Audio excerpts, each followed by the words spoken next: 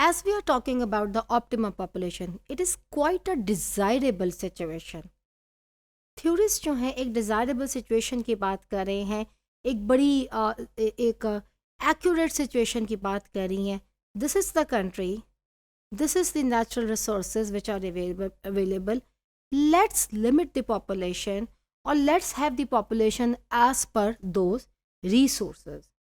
अगर एक जगह पे it do not talk about कि population ज़्यादा हो या कम हो, ये सिर्फ एक बैलेंस चाह रहे हैं रिसोर्सेज के अकॉर्डिंगली. फॉर एग्जाम्पल एक country, it is very much blessed with the natural resources. वहाँ की ज़मीन इतनी ज़रखेज़ है कि agriculture is in a best position. Industries जो है वो बड़ी स्ट्रॉन्ग हैं. There is a great connection between agriculture and industry. And country की जो ग्रोथ है एग्रीकल्चर सेक्टर में, जो ग्रोथ है that is tremendous. The country की जो ग्रोथ इंडस्ट्रियल सेक्टर में, डेट इज़ ट्रमेंडस.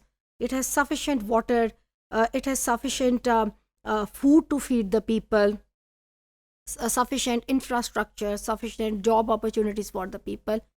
तो मे बी जितनी मर्जी आबादी, बट उसके अकॉर्डिंगली आबादी हो जाए. They do not talk about कि आबादी कम हो या ज़्यादा हो, बस it's talk about the balance.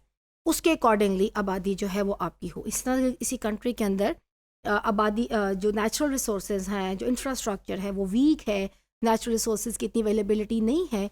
इस सूरत में ऑप्टिमम पॉपुलेशन की जो थ्योरी है वो ये बात करती है, then optimum population हमें लानी पड़ेगी. then we might need to reduce the number of the people in that particular country. When we talk about the assumption of the optimum theory of population, it is based on the following assumption. The natural resources of the country are given at a point of time, but they change over time. वो इस बात को assume करती है कि ठीक है, natural resources एक कंट्री के अंदर एक सर्टेन पॉइंट पे इतनी अवेलेबिलिटी है, but they have a very positive view on that. They are like natural resources, they change over time. Maybe technology can help to even increase the natural resources. देखिए आज की दौर में even जो दुनिया एक साइंटिफिक और टेक्नोलॉजिकल एडवांसमेंट की तरफ चल रही है, we have been able, mankind has been able to great extent even to increase जो आपका ज़मीन की पैदावार है उसके अंदर. मैंने आपको प्रीवियस लेक्चर में बताया, अब हम लोग इतने एडवांस हो चुके हैं कि जिन जगहों पे ज़राअत के अंदर मसला आता है वहाँ पे agriculture, advance countries they do not, they know more stress upon and they know more just rely upon the rain के जिसके बाद एग्रीकल्चर जो है वहाँ की फ्लरिश करेगी.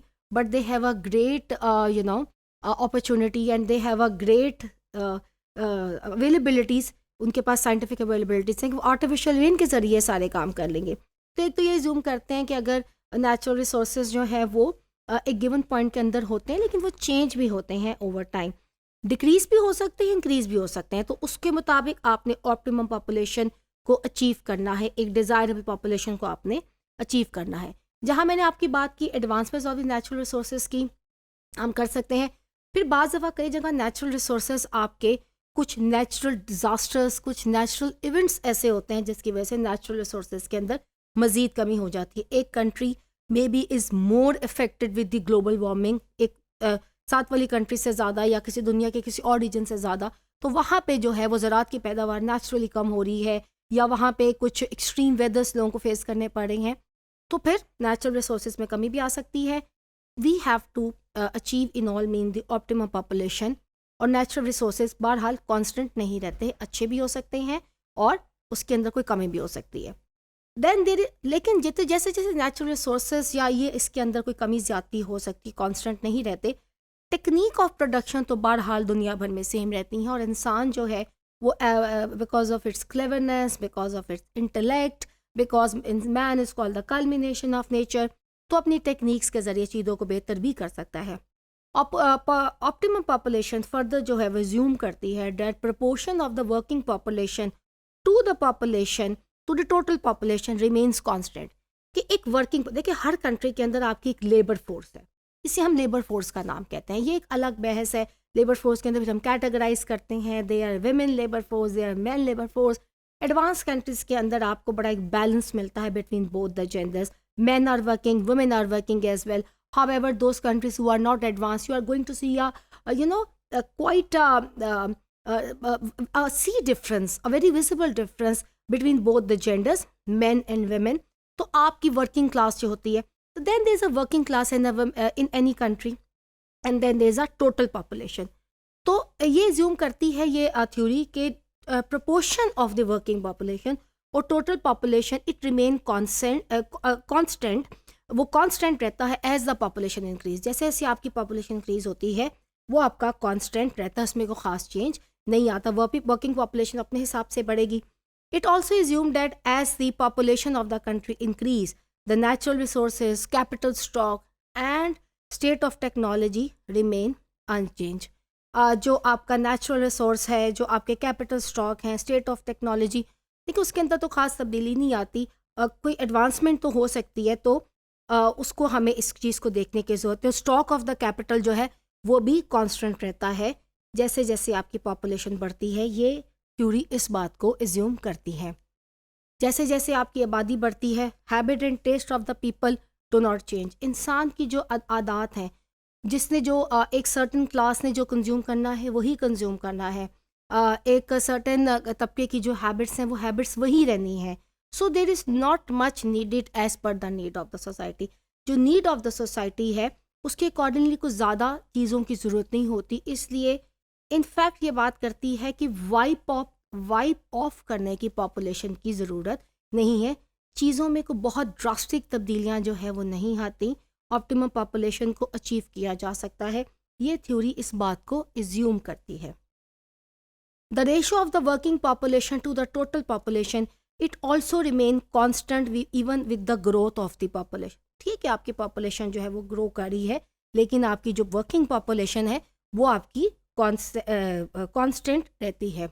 Working hours of the labour do not change. You do not see much change in the working hours, वो भी ठीक रहते हैं. इसी तरह से mode of the business organization are constant. आपके जो modes of the business, different businesses मुल्क के अंदर चल रहे हैं, एग्रीकल्चर से रिलेटेड बिजनेसेस हैं, इंडस्ट्री से रिलेटेड बिजनेस है, कॉमर्स से रिलेटेड बिजनेस है, ये भी जो है वो कांस्टेंट रहते हैं. बात यहाँ पे ये हो रही है कि चीज़ों में सिस्टम ऑफ द स्टेट के अंदर, स्टेट की जिस तरह से फंक्शंस के अंदर कोई ड्रास्टिक चेंज नहीं आता. तो एकदम इस बात की ख्वाहिश का इजहार करना, जैसा कि मैल्थस की थ्योरी इस बात का इजहार करती है, या कुछ और थ्योरीज कि इन ऑल मीन्स हमें पॉपुलेशन को वाइप आउट करने की ज़रूरत है, ऐसे किस्म के मैयस लाने की ज़रूरत है कि पॉपुलेशन ना बढ़े. एक ऑप्टिमम पॉपुलेशन की बात हो रही है नेचुरल रिसोर्सेज के अकॉर्डिंगली, अवेलेबल जो आपके रिसोर्सेज है उसके अकॉर्डिंगली, जो अवेलेबल फैसिलिटीज़ है. वेलफेयर स्टेट और इकोनॉमिक स्टेट की तरफ ऑप्टिमम पॉपुलेशन वाले इंडिकेट करते हैं कि अचीव, इनका टारगेट क्या है, to achieve a welfare state, to achieve an state जो कि एक इकोनॉमिक स्टेट कहलाएगी, जहाँ पे लिविंग स्टैंडर्ड लोगों का बड़ा अच्छा होगा. वो उसी सूरत में होगा जब बैलेंस होगा आपके नेचुरल रिसोर्सेज के अंदर and the number of people who are living in that particular country और अ रीजन.